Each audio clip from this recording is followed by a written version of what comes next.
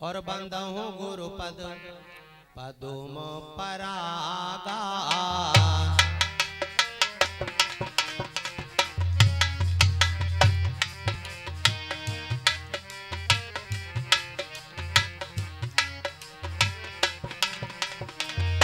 सूरज सुबास सरस अनुरागा।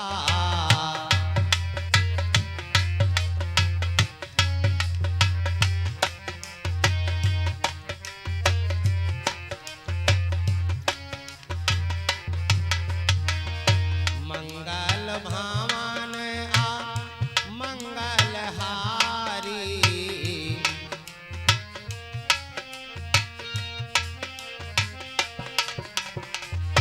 मंगल भावन आ मंगल हारी। द्रबहु सुदशरथ अजिर बिहारी।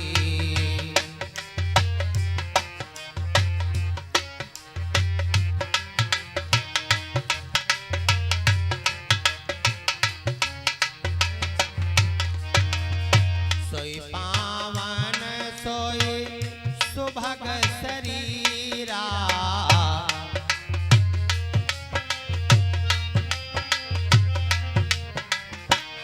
सोई पावन सोई सुभग शरीरा। जेतन पाए भजिय रघुबीरा।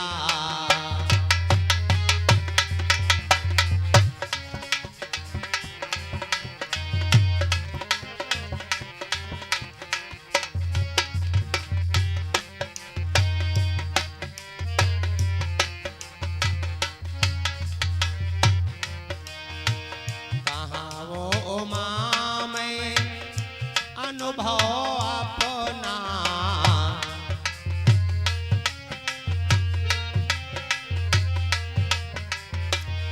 कहाँ वो उमा में अनुभव अपना।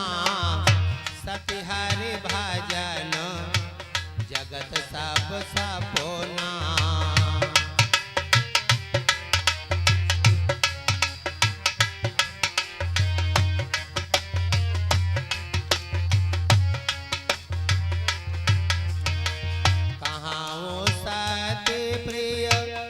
वचन विचारी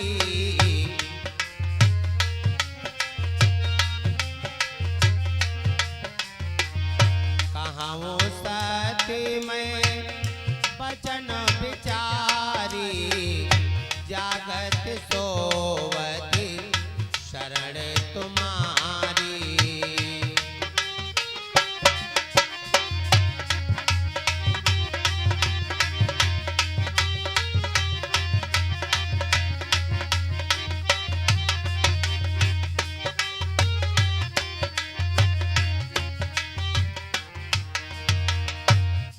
सियावर रामचंद्र भगवान की, भक्त और भगवान की।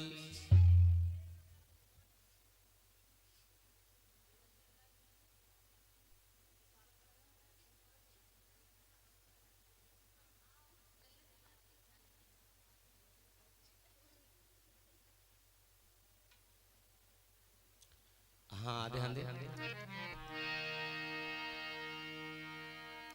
परीक्षित राजा पर शाप लगा था। श्रीमद् भागवत कथा तभी इन्होंने सुनी थी। और श्राप ये लगा था कि 8वें दिन तक्षक नाग जीवित होकर के परीक्षित राजा को डसेगा। तो श्राप का 8वां दिन है और श्रीमद् भागवत कथा का 7वां दिन है। वो तक्षक नाग हरिद्वार में राजा वीर परीक्षित बैठे हुए श्रीमद् भागवत कथा श्रवण कर रहे हैं। और वो तक्षक नाग जीवित हो जाता है और राजा वीर परीक्षित को डसने के लिए चल पड़े।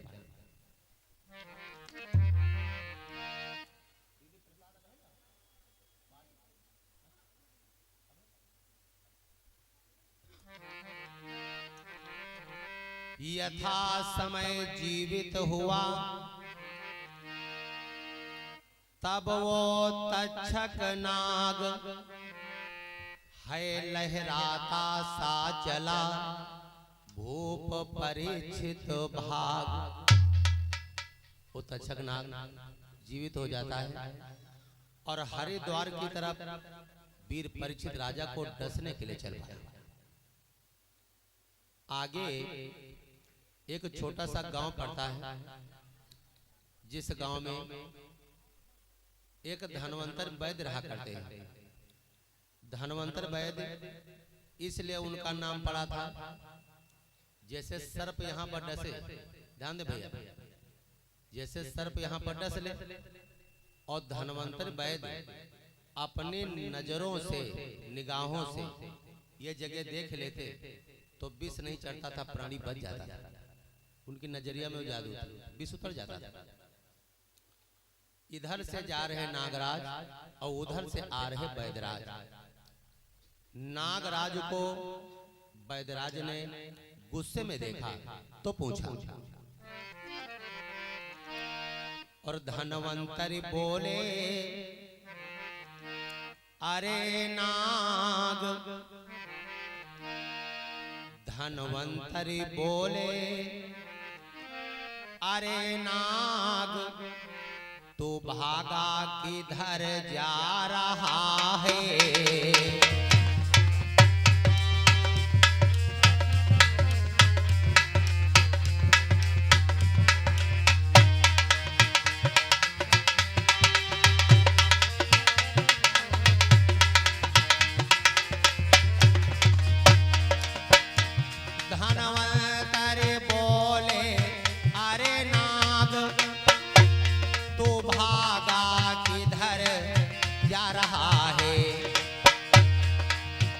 वो बोला वीर परीक्षित का,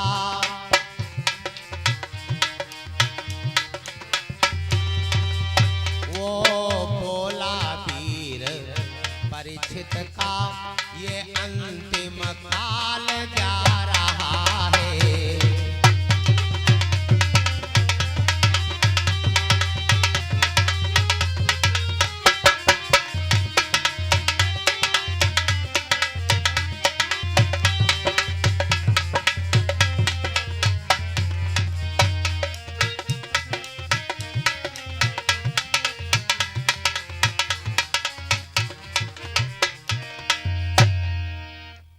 वैद्यराज ने पूछा कि नागराज, इतने गुस्से में तुम कहां जा रहे हो? नाग कहने लगा, मैं परीक्षित राजा को डसने जा रहा हूं। बोले, अरे वो तो बड़े सीधे राजा हैं, उन्हें क्यों डसोगे? बोले, बताया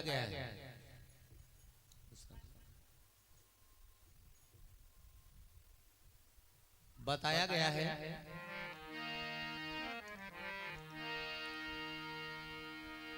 कि हर कोई सीधे कोई सताता है, टेढ़े तो कोनो बोलैया नहीं, सीधे कोनो छोड़ैया नहीं। और फिर हम श्राप के द्वारा जिंदा हुए, हम श्राप के द्वारा जिंदा हुए। अगर आज हमारे जहर से वीर परीक्षित राजा मरे नहीं तो हम पुनः फिर से मर जाएंगे। इसलिए आज हमारे जहर से वीर परीक्षित राजा को बचाने वाला कोई नहीं। ये नाग ने धनवंतर वैद्य से कहा। धनवंतर बोले, हम बचाएंगे।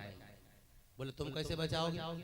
बोले, हमारी नजरिया में जादू है, जहां तुम डसोगे वो जगह हम देख लेंगे, तुम्हारा विष नहीं काम करेगा। नाग के मन में शंका होगा कि जैसा ये कह रहे हैं कहीं ऐसा ना हो, लो परीक्षा ले ले। बोले, तुम्हारे पास कोई प्रमाण है? धनवंतर ने कहा, हाँ। तो एक आम का हरा भरा पेड़ लगा हुआ है। धनवंतर ने कहा, मैं अपने आंखों पर काली पट्टी को चढ़ाए ले रहा हूं और तुम इस पेड़ को डसो, इतना जहर इसमें उगल दो कि तुम्हारे जहर से पेड़ सूख जाए और मैं अपनी नजरों के द्वारा इसे पुनः हरा भरा बना दूंगा। नाग ने कहा, ठीक। पहुंचे नागराज पेड़ के पास। धनवंतर ने चढ़ाई आंखों पर काली पट्टी अपने, और जैसे पेड़ पर फन मारा तो इतना जहर उगल दिया। श्रीमद् भागवत कथा बतलाती है कि पेड़ ही नहीं चौतरफा का, पेड़ ही नहीं चौतरफा का, और खगमंडल सब बेहाल हुआ।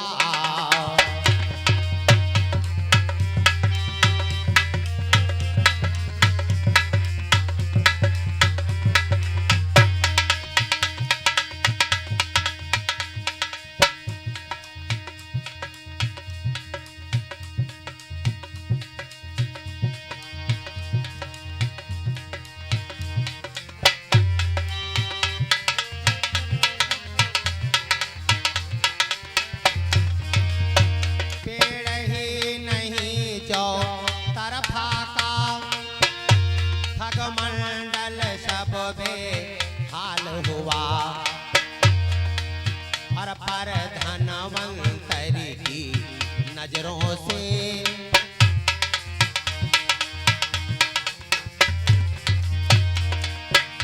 पर धनवंतरी की नजरों से ओ हरा भरा तत्काल हुआ।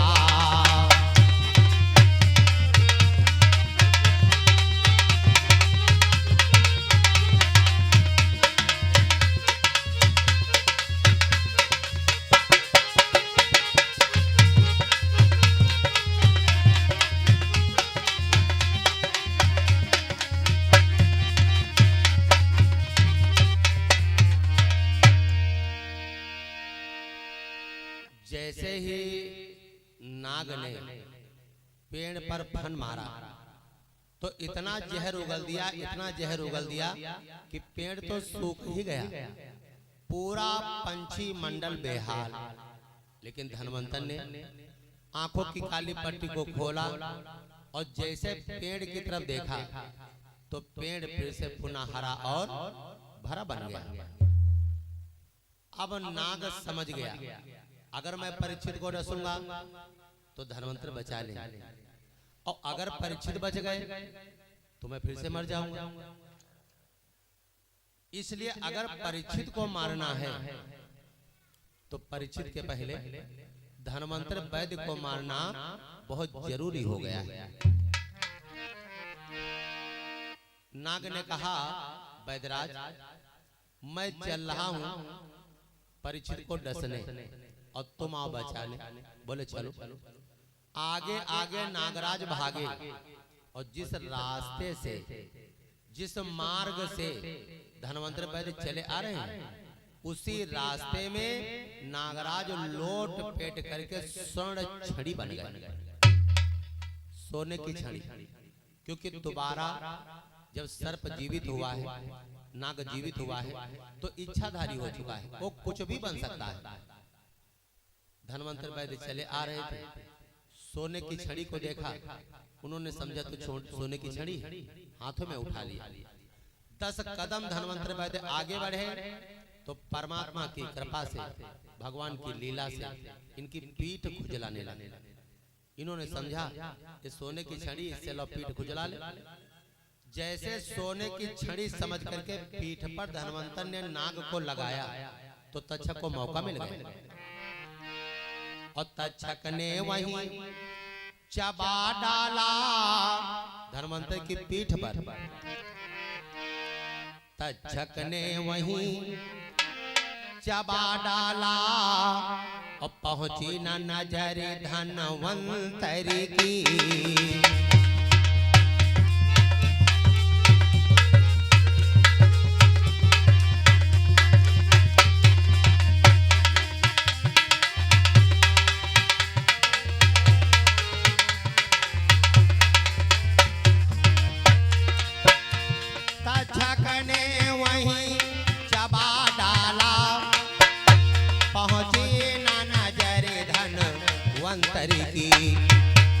क्षण ही भर पीछे मिले खाक क्षण,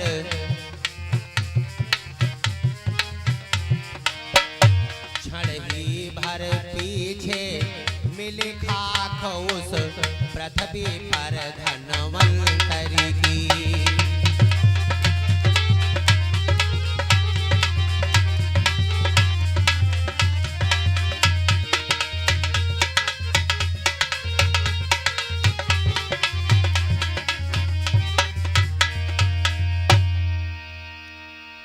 नाग ने धनवंतर की पीठ पर डस लिया। अब वैदराज धनवंतर इंगी देखते हैं, ऊंघी देखते हैं, पीठ दिखाई नहीं पड़ी, समाप्त हो गए। उनके नजर में तो जादू थी, पीठ दिखाई नहीं पड़ी, समाप्त हो गए। धनवंतर के 4 लड़का थे, चारों आज्ञाकारी थे। जो पिता कहता था पुत्र वही करते थे, कहाँ मानते थे अपने पिता का, माता का। जब धनवंतर जीवित थे तो अपने बेटों से बताया करते थे, बेटा अगर हम कभी समाप्त हो जाए तो तुम हमें जलाना नहीं। बोले फिर जल में प्रवाह कर देंगे। बोले नहीं, तुम चारों भाई हमें बटुए में उबाल करके पान कर लेना। तो हम तो एक धनवंतर हैं और तुम जितने हमको पान करोगे सबके सब धनवंतर वैद्य बन जाओगे। चारों लड़का अपने पिता की लाश को लिए हुए बटुए में उबालने की तैयारी कर रहे हैं। क्षीर सागर पर भगवान विष्णु, क्षीर माने दूध और सागर मीन्स सागर, दूध के सागर में शयन करने वाले परमात्मा शेषैया पर विराजमान है। लक्ष्मी धीरे धीरे चरणों को दबा रही, शेषैया हिलने लगे। लक्ष्मी ने कहा प्रभु ये सैया क्यों हिल रही? बोले देवी एक ऋषि का श्राप झूठा होने वाला है। अगर इन बच्चों ने लाश को पान कर लिया तो बन जाएंगे वैद्य, और अगर ये वैद्य बन गए तो परीक्षित को मरने नहीं देंगे। परीक्षित का व्यवहार बढ़िया है, और अगर परीक्षित मरे नहीं तो श्रृंगी ऋषि का श्राप झूठा हो जाए। बोले भगवान तो क्या करोगे? बोले संत हमको बहुत प्यारे हैं, हमको जाना पड़ेगा। बताओ जेका भगवान है मारा है का है न मारा। आज तीनों लोगों के मालिक शंख चक्र गदा पद्मों की माला धारण किए हुए करने वाले भेष को बदल देते हैं। कैसा भेष है? वो शंख नहीं, वो चक्र नहीं, पृथ्वी लोक पर परमात्मा आ रहे हैं। और पीठी पर पीला कमल है, पीठी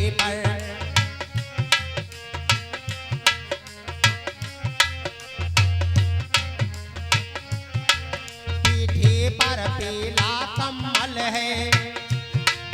वो गदा नहीं, वो माल नहीं, वो गदा नहीं, वो माल नहीं, हाथों में दंड कमंडल है।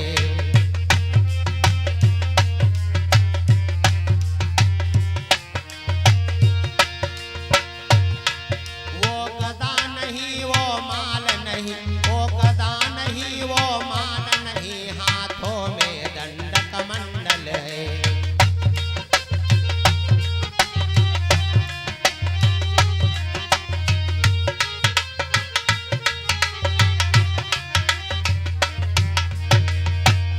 आज ना तो शंख, ना चक्र, ना गदा, न माला, हाथों में दंड कमंडल और पीठी पर परमात्मा के पीला कमल पड़ा हुआ है।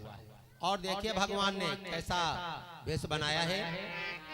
और बैजंती माला भूल गए, बैजंती माला भूल गए, भस्मी का तिलक लगाए हैं।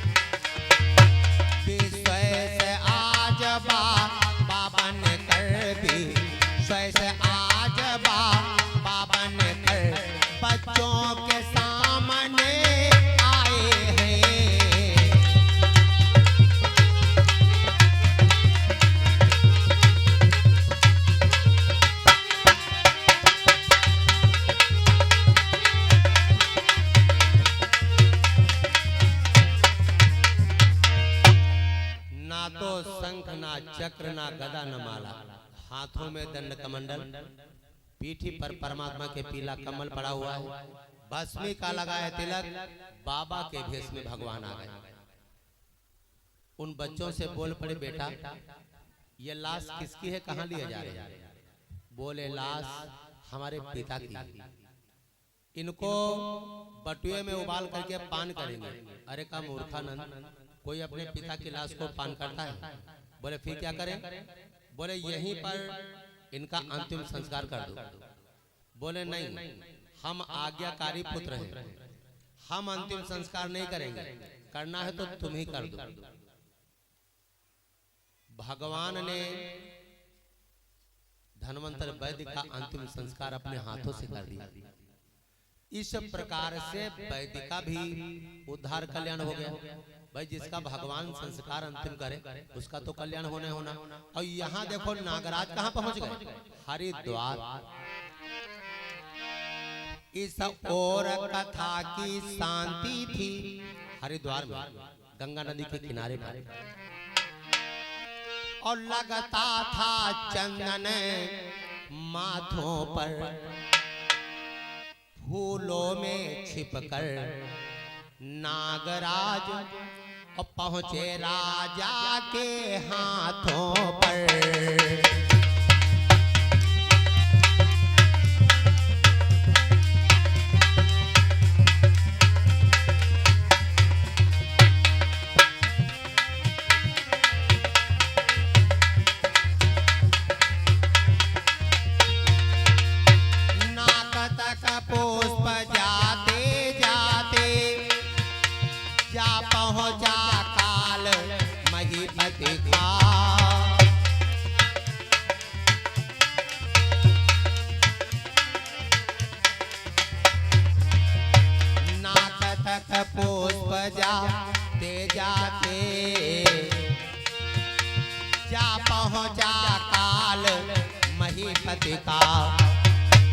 तक्षक द्वारा देहांत हुआ,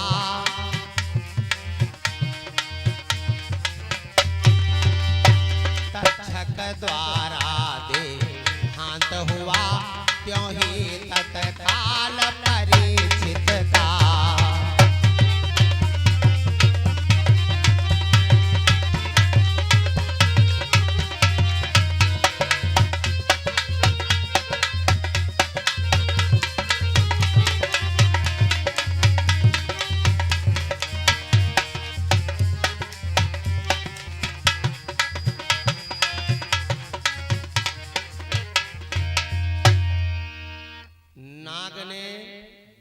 परीक्षित राजा के नाक की टोड़ी पर डस लिया, यहाँ पर, क्योंकि कथा के प्रभाव से सारे शरीर के छेंद्र बंद हो चुके हैं। नाक के टोड़ी पर के छेंद्र बंद नहीं हुए, इसलिए नाग ने नाक पर डसा और परीक्षित का अंत हो गया।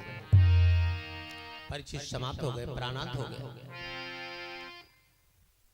परीक्षित का अंतिम संस्कार किया गया और जिस समय परीक्षित समाप्त हुए तो इनकी पत्नी गर्भवती है। कुछ दिनों के बाद एक बालक का जन्म हुआ, जिस बालक का नाम रखा गया जन्मेजय।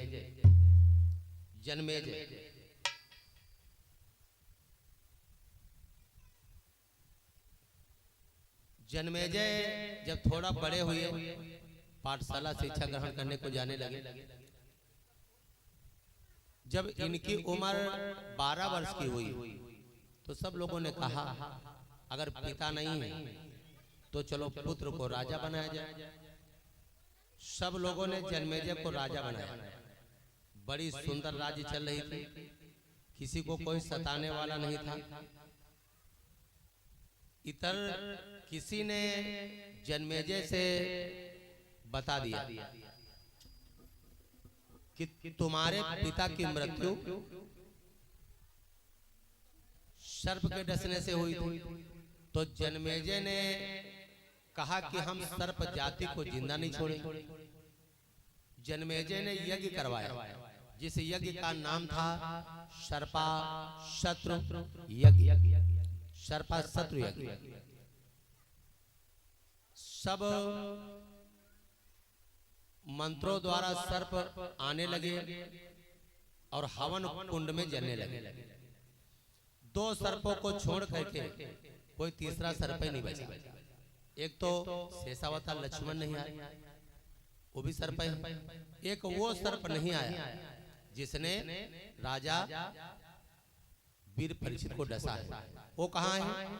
इंद्र के इंद्रासन के पावे में लिपटा हुआ इंद्र भगवान से विनय कर रहा, भगवान हमारे प्राणों को बचाओ। मैं खींचा जा रहा हूं मंत्रों द्वारा और भगवान सहारा बन जाना, भगवान